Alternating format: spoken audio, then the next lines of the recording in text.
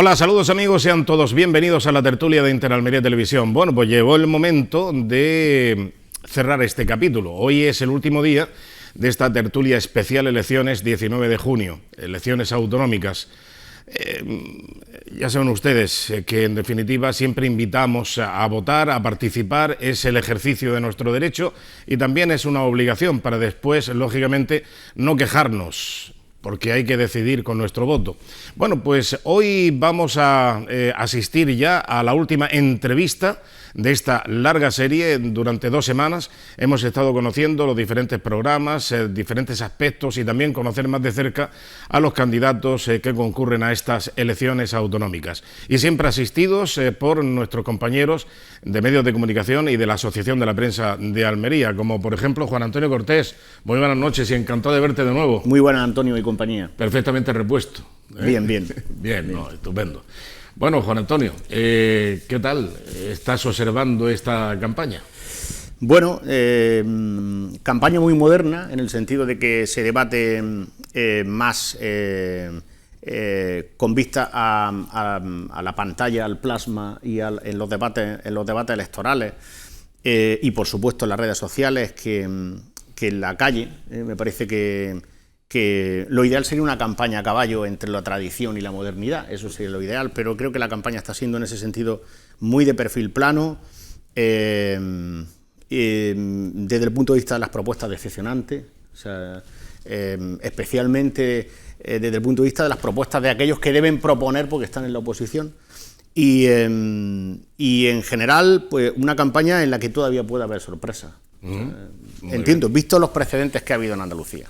¿Hacéis algún programa especial de final de campaña o de la noche electoral pues sí, en la radio de la Diputación? Sí, ese día además nos gusta. A mí me gusta el día de las elecciones, me gusta el día de las elecciones municipales sobre todo, pero el de las elecciones autonómicas tradicionalmente hemos hecho una programación desde primera hora de la mañana prácticamente hasta la noche, con descanso entre las 4 y las 6, 7 de la tarde.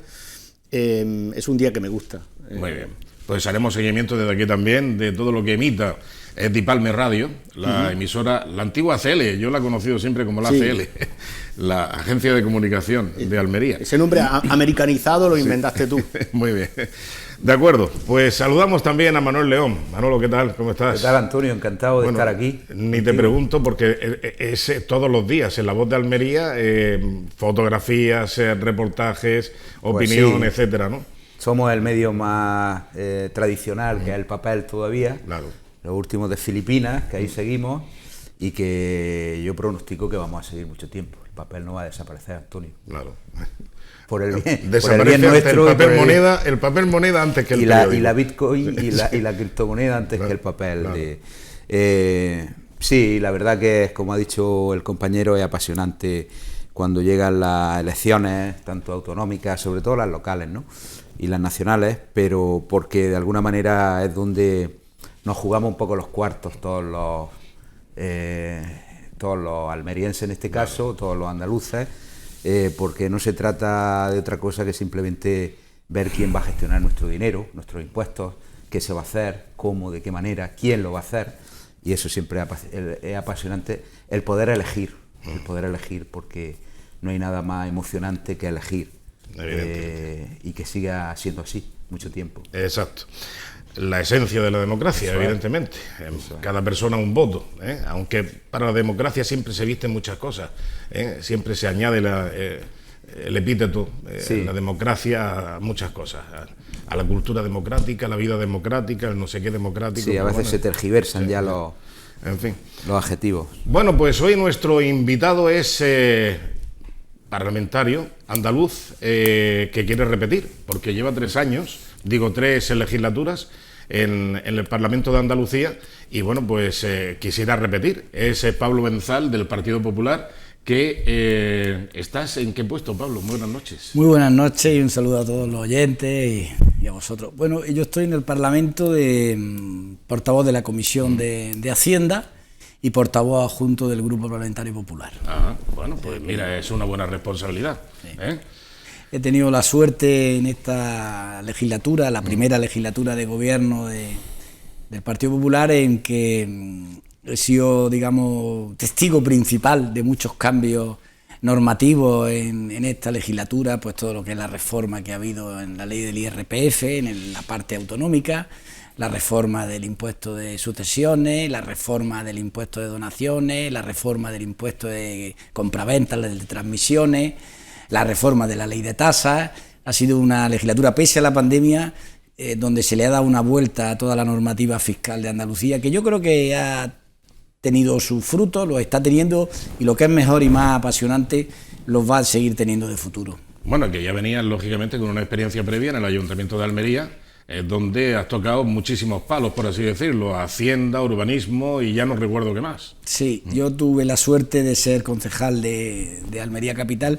Creo que es el puesto más bonito que existe, el de concejal de un ayuntamiento, porque tiene trato directo con los ciudadanos, con los problemas, y además las soluciones que se implementan se ven en la calle, y eso para mí es, creo que, la política más bonita que hay, la de concejal, si tiene vocación de servicio público. Claro. Bueno, esto es una tertulia, o pretende serlo, aunque al final se convierte en una entrevista. Pero en fin, que podéis intervenir cuando queráis y debatir y preguntar. Evidentemente, yo, si acaso, le preguntaría a Pablo Enzar si el éxito de ayer en la Plaza de la Catedral con Núñez Feijóo, porque hablan de más de 3.000 personas, que aquello estaba petado, ¿no?, la plaza, si esto insufla de alguna manera pues más energía y más sentimiento de éxito, y que todo está vendido prácticamente. Yo estoy de acuerdo con Juan Antonio cuando dice que las encuestas son encuestas y lo único que vale es el día de las votaciones. Ayer el Partido Popular, pues bueno, hizo un resumen de lo que ha sido el trabajo de estos 3 años y medio largos, en todas las medidas que se han puesto en marcha. Luego el presidente nacional del partido, pues bueno, hizo un escenario de la problemática que hay, pues en materia de inflación, en materia de endeudamiento, y es bueno ver, como tú dices, que la gente pues acude a ese formato también clásico de escuchar a los políticos.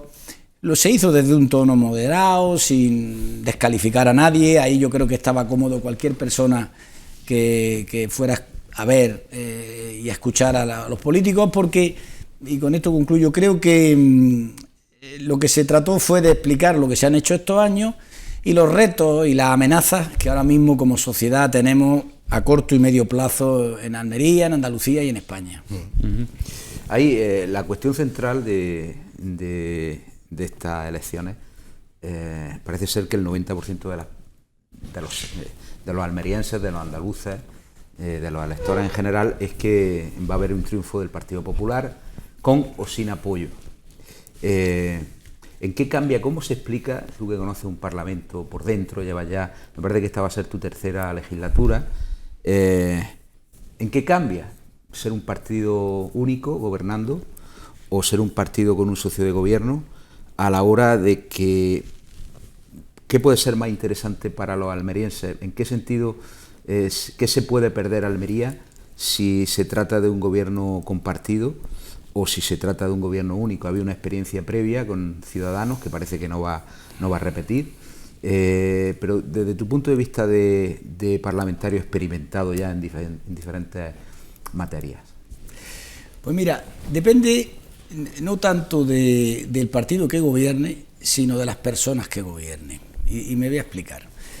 El gobierno actual, que aunque está en funciones de Juanma Moreno, el Partido Popular, en algunas de las competencias que en el pacto tuvo con Ciudadanos, incluso, por qué no decirlo, también con Ciudadanos, ha sido el primer gobierno que, en los años que yo tengo de experiencia, cuando se traían leyes al Parlamento por parte del gobierno, lo que eran los proyectos de ley, pues se escuchaba a la oposición, y no solo se escuchaba, sino se admitían enmiendas de todos los grupos, Hablo de enmiendas de Podemos, hablo de enmiendas del PSOE, hablo de enmiendas de Vox, hablo de todos, porque intentábamos consensuar y mejorar las leyes. Te puedo hablar de multitud de leyes y de multitud de enmiendas que se admitían incluso en la ley de presupuestos.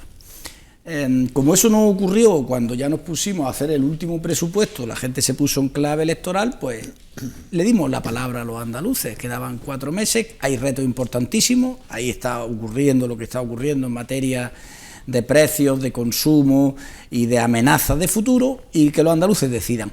Nosotros hemos sido un grupo de gente del Partido Popular, que hemos intentado ser transversales y pactar y mejorar las leyes. Me viene a la memoria la de la reforma de la TRADE, las reformas fiscales, la ley del suelo, nueva la lista. Es que hemos hecho tantas leyes, reformando una arquitectura legal que era antigua. Pues te voy a poner un ejemplo, la ley de tasa hablaba en pesetas, todavía, era del año 85, casi 40 y tantos años de ley.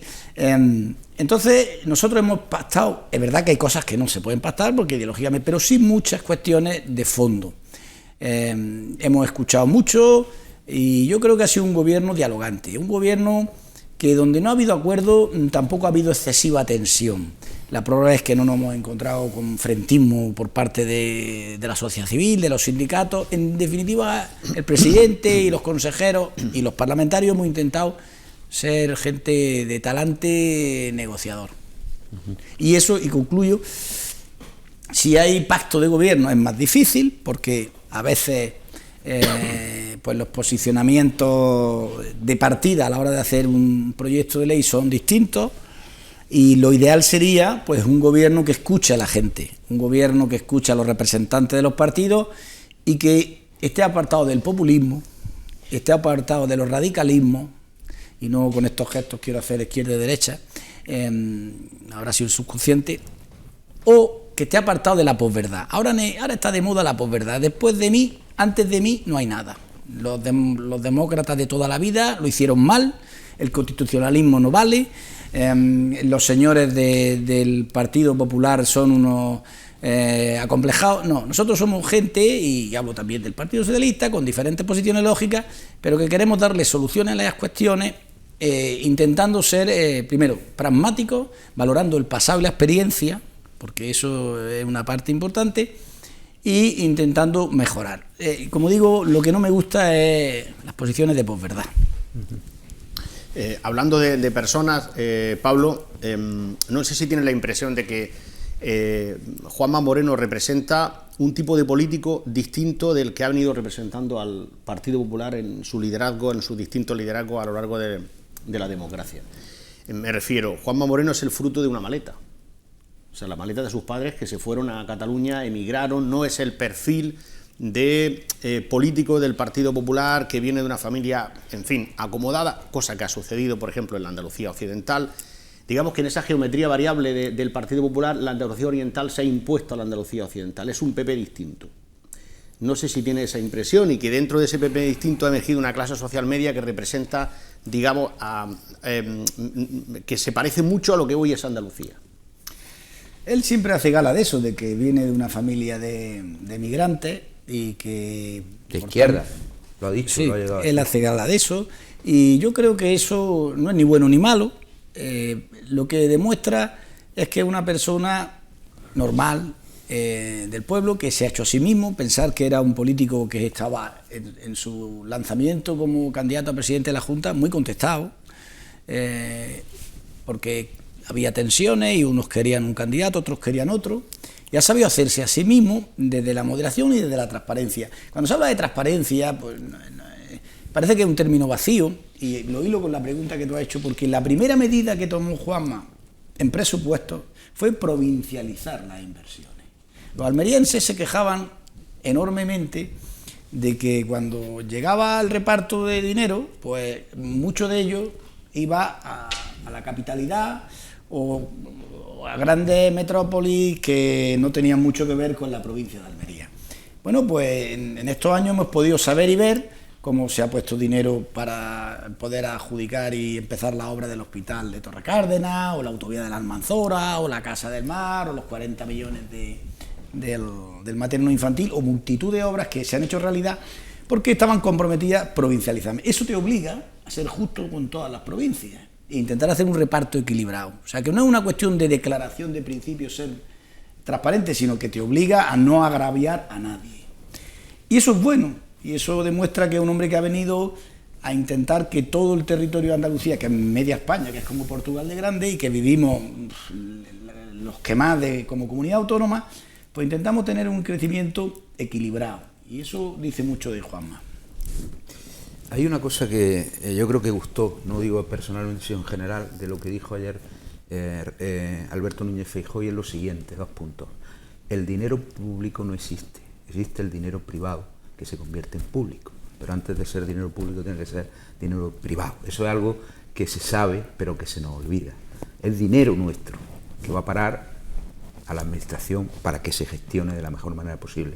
Es verdad que Almería es una provincia que representa una parte todavía en población, pues no representa lo que puede representar Málaga o Sevilla, y es complicado a veces luchar porque se hagan cosas en Almería, porque existe la bofetada que nosotros no queremos ver de que somos una provincia pequeña, con un 50 y tantos % de la población en pueblos donde no hay más de 500 habitantes. Son una provincia pequeña.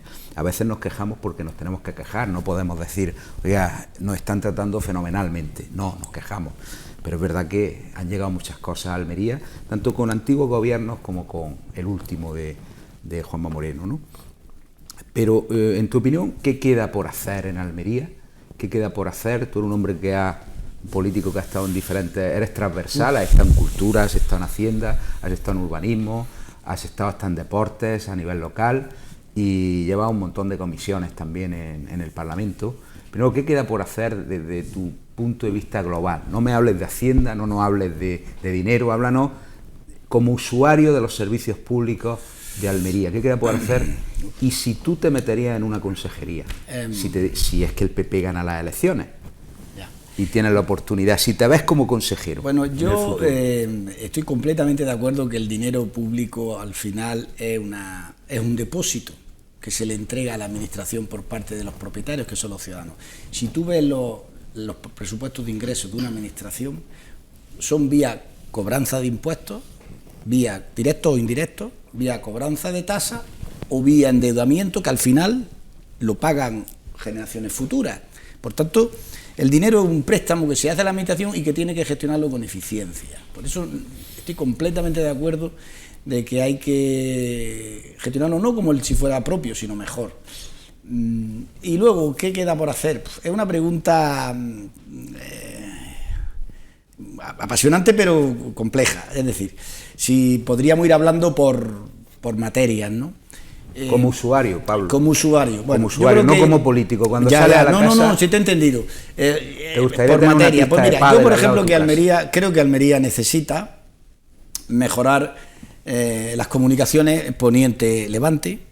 Creo que Almería necesita comunicar vía ferrocarril, porque todos estamos viendo los problemas que hay para coger un avión, un madrileño que quiera venir de vacaciones, o un almeriense que tenga que ir a Madrid o a Sevilla. Creo que hay que comunicar vía ferrocarril y vía avión desde el interés general para que sea más barato. Eso mediatiza mucho la economía, como por ejemplo el asunto del turismo o de la agricultura, de la exportación o de otras cuestiones. Entonces hace falta un plan plurianual de inversiones que cumplir. Y hace falta una estrategia de comunicación donde estemos involucrados las tres administraciones. Y poner dinero, cuando digo las tres me refiero a los ayuntamientos y diputaciones, la Junta de Andalucía y el Estado. Uno en sus competencias y otro en otras. Los cercanías, los largas distancias, los aviones, etc. Y luego también hace falta por carretera comunicaciones. O sea, el problema poniente Almería estamos viviéndolo ahora, ni con el Cañarete abierto se le da salida en hora punta al problema porque es tremendo, y el que viene a trabajar al poniente o a la capital lo sufre, o el que tiene una ciudad dormitorio lo sufre, y eso es un tema que hay que darle solución. En materia de turismo tenemos que saber conciliar lo que es el turismo de excelencia, que todavía tenemos que dar ese paso, con la reserva de espacios protegidos. Eso todavía en Andalucía no lo llevamos bien y hay mucho camino por hacer ahí, y habrá que trabajar en medio ambiente, porque eso es estratégico para la agricultura y para el turismo. Eso hay que conciliar economía y espacios reservados. En materia de cultura, yo creo que es tremendamente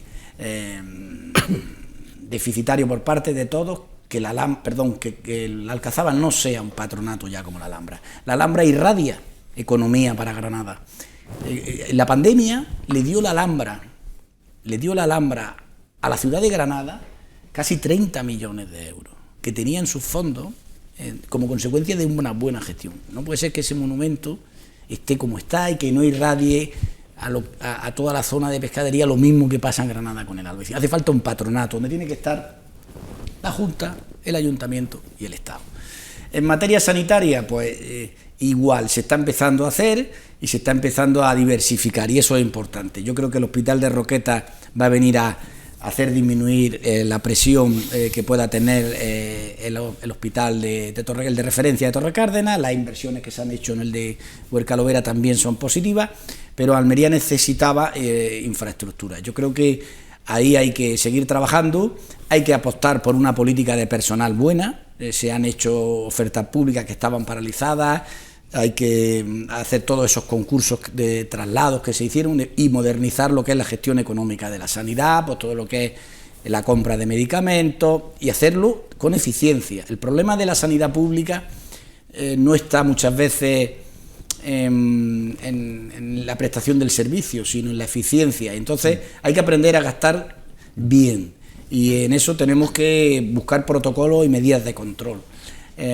Luego, por otro lado, aparte de lo que es la cuestión de la sanidad, en educación yo creo que hay que darle una vuelta a las infraestructuras educativas de la provincia de Almería, muchos años paralizadas.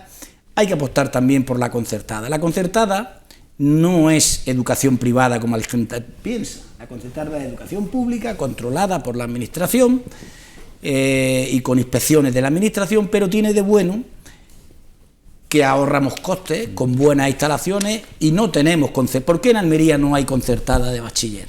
Y en otras provincias de Andalucía sí. ¿Por qué años de cerrazonas no?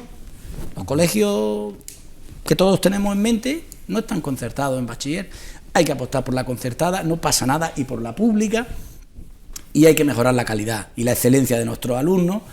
Tenemos que seguir avanzando en todo lo que es la materia universitaria. Yo creo que un paso importante es la cuestión de la Facultad de Medicina, de la famosa universidad y la Facultad de Medicina. Yo creo que Almería tiene que saber generar egresados que nos valgan a nuestros tejidos productivos. Algo se ha hecho, pero hay que seguir mejorando. La FP dual es importantísima, la formación es importantísima, años de paralización por cuestiones que todos tenemos en la mente.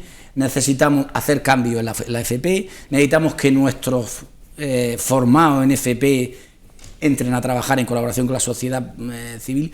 Yo admiro determinados sectores económicos de Almería potentes que son en cierta medida endogámicos, porque consideran que la endogamia a la hora de contratar empleados de la propia tierra hace que haya una fidelización y una competitividad. Y me viene a la memoria el sector del mármol. El mármol, uno de sus grandes éxitos, y todos sabemos de lo que hablamos, es que esas empresas muchas veces tiran de su propia gente, incluso cuando van al extranjero y externalizan, o Cajamar, que busca al familiar que estuvo su padre. Entonces, esa fidelización de los almerienses tenemos que meterla también en la formación dual, hacer que seamos más continuos, sin entrar a hablar de la inmigración necesaria y reglada. Yo creo que todo eso también hay que ponerlo en carga.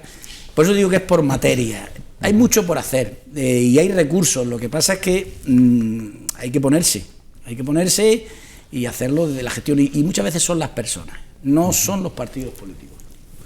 Al hilo de lo que estás comentando, Pablo, de la educación, hace poco un dirigente del Partido Socialista denunciaba que se había promovido durante los 3 años y medio de liderazgo del PP y de Ciudadanos, bueno, especialmente Ciudadanos, que es quien llevaba la consejería, la creación de universidades privadas en nuestra comunidad.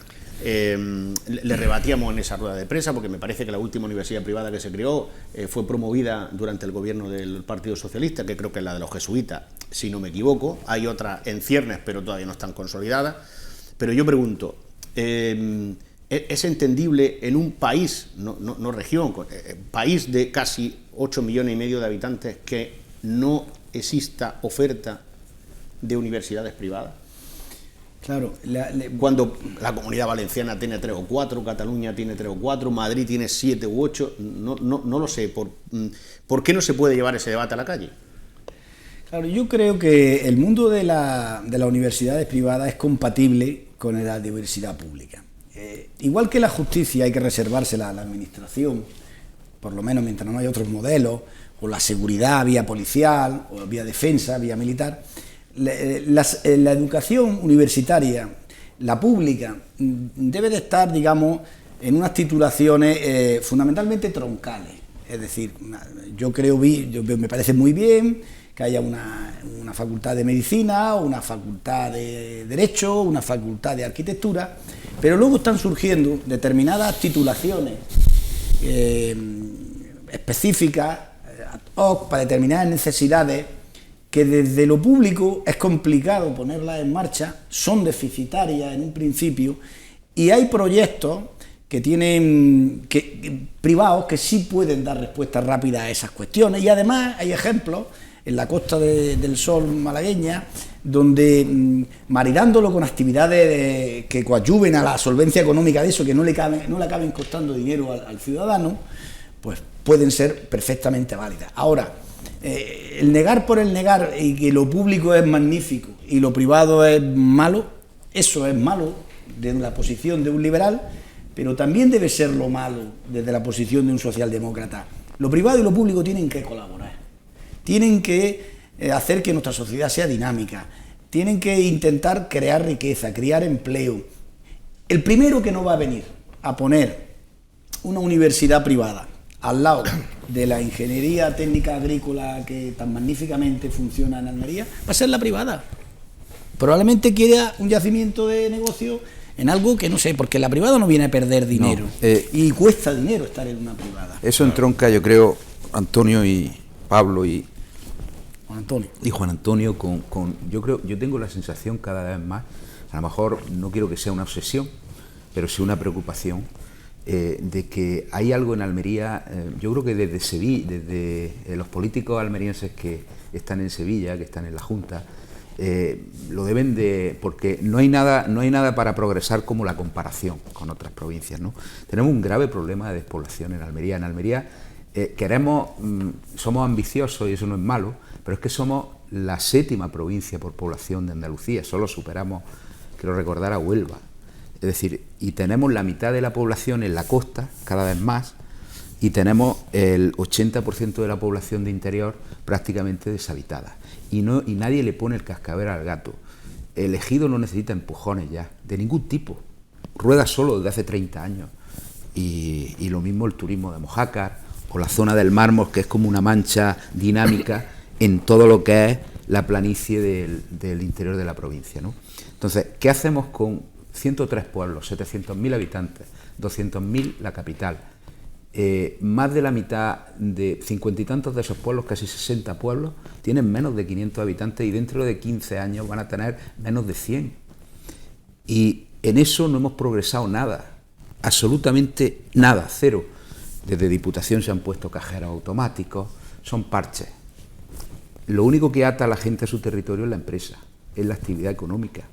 Y la última empresa que se abrió en Sierra han pasado 30 años. La última empresa que se abrió en Fiñana han pasado 20 años. La última empresa que se abrió en La Roya han pasado 40 años. Nadie le pone el cascabel al gato desde los tiempos de la UCD hasta los tiempos del Partido Popular. En Almería no vamos a hacer nada porque no tenemos gente. ¿Para qué queremos universidades privadas? Si no hay gente en Almería. La gente mayor se muere y no hay un relevo generacional. Y gracias a Dios tenemos algo de inmigración que nos ayudan en la actividad agrícola. Pero no tenemos ningún tipo de... ¿Qué se puede hacer eso desde el punto de vista político? Que lo sabéis, lo lleváis sabiendo desde mucho tiempo, pero nadie lo resuelve. Pues yo creo, y lo he dicho de pasada, que hacen falta dos cosas. La primera, hay que ver, sabemos cuál es el diagnóstico, y ahora hay que buscarle soluciones.